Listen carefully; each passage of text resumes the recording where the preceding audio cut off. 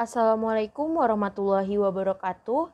Saya Alia Sabrini, NIM 2105113136, jurusan Bimbingan Konseling angkatan 2021 FKIP Universitas Riau. Kali ini saya akan menjawab 4 pertanyaan dari mata kuliah Landasan Pendidikan. Sebelum menjawab pertanyaan, saya akan membacakan soal-soal tersebut. Yang pertama, jelaskan pengertian landasan pendidikan dan mengapa seorang guru bimbingan dan konseling harus mempelajari landasan pendidikan. Yang kedua, jelaskan guna mempelajari landasan sosial budaya dalam bimbingan dan konseling. Yang ketiga, jelaskan mengapa pendidikan di suatu negara memerlukan landasan yuridis.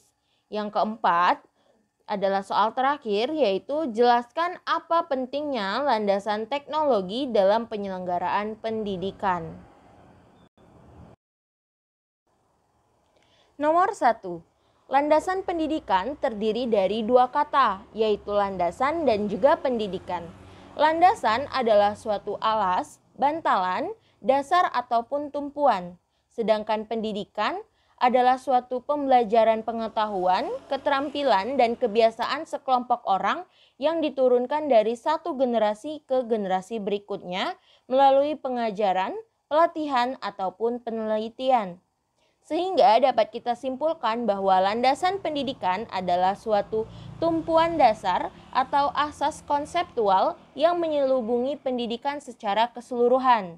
Biasanya yang dibahas terkait dengan landasan pendidikan ini ialah hakikat manusia sebagai makhluk pembelajar, situasi, proses, perubahan sosial, aliran pelaksanaan hingga permasalahan-permasalahan pendidikan.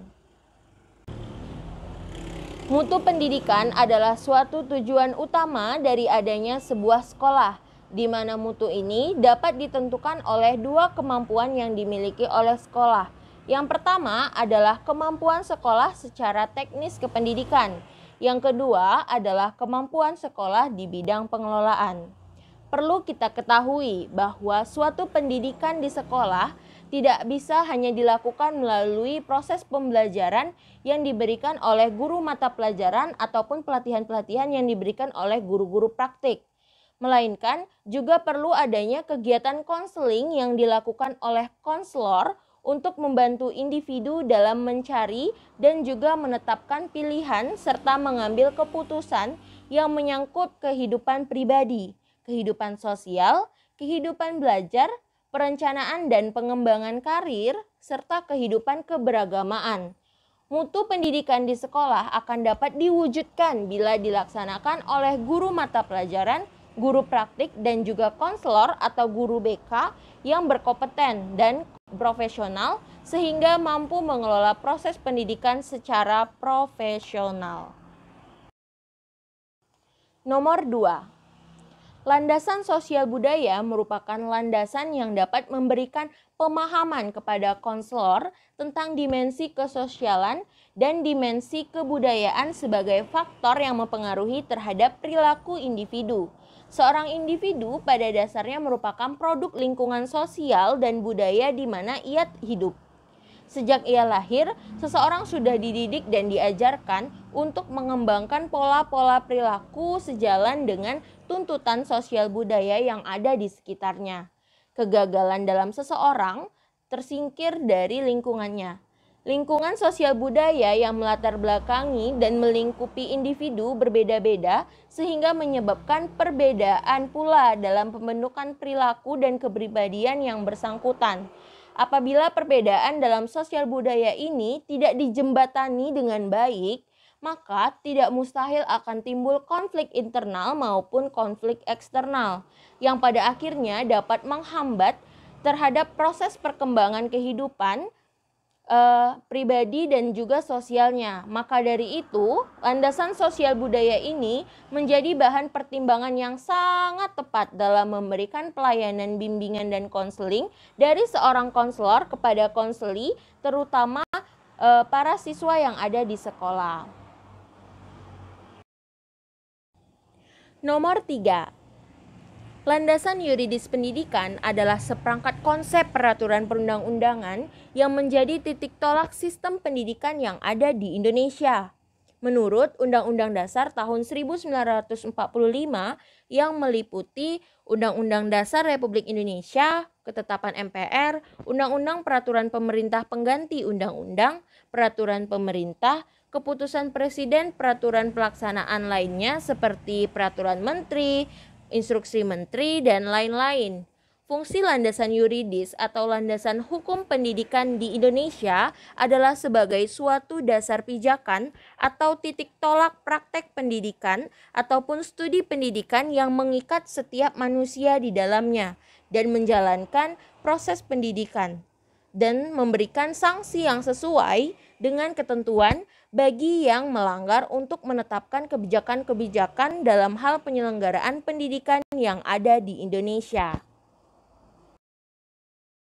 Nomor 4. Tujuan utama dari teknologi pendidikan ataupun teknologi pembelajaran adalah untuk memecahkan masalah belajar ataupun memfasilitasi pembelajaran, seperti untuk meningkatkan kinerja.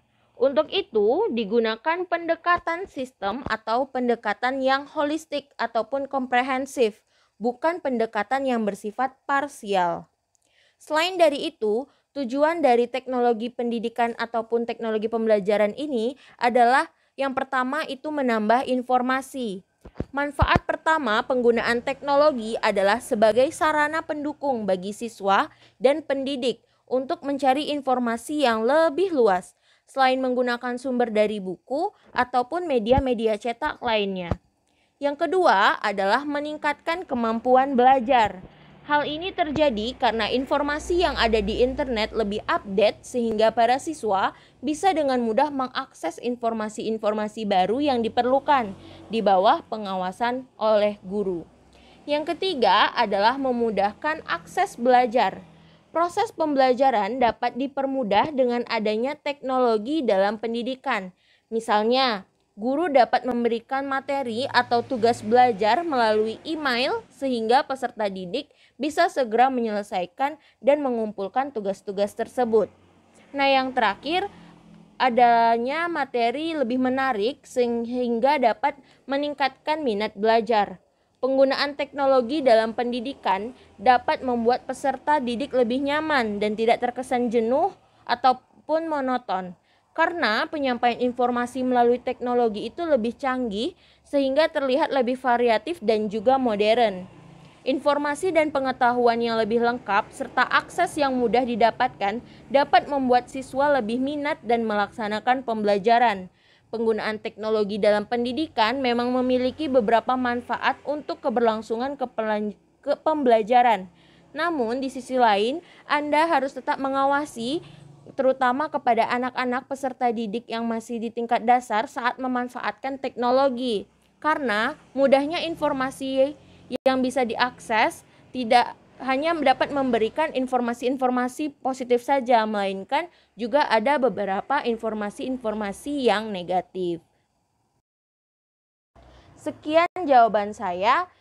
Bila ada kesalahan mohon dimaafkan. Billahi taufiq wal hidayah. Wassalamualaikum warahmatullahi wabarakatuh.